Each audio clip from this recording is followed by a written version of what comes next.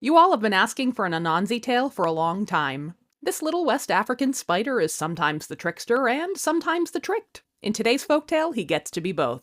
I'm Liz, and I'm traveling around the world in 80 folktales. Come along with me. We're off to Ghana for Anansi's feast.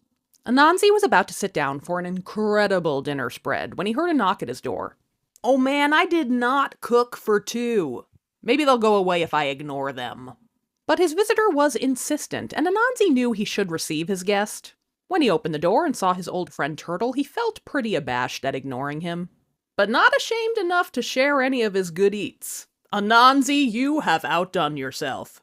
Yam and pepper soup? Coconut rice? Beans and ground peanuts? I hardly know where to begin. You don't have to begin anywhere. Oh, you goof. I'll start with the rice. Help yourself. I just have to ask you to wash your hands first.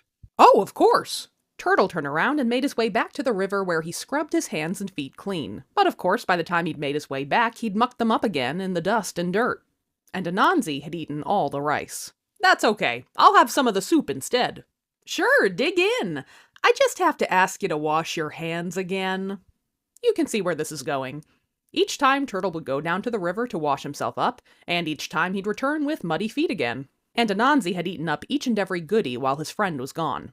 Eventually no food was left at all, and Turtle realized he'd been tricked. But he had an idea for some payback. Thank you so much for welcoming me and sharing a meal with me, friend.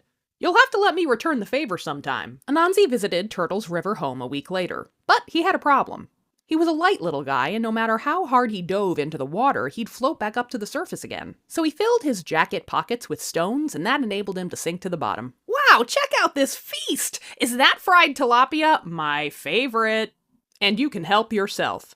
Just do me a favor by removing your jacket at the table. Of course! How rude of me to forget! Anansi removed his jacket and hung it on a chair.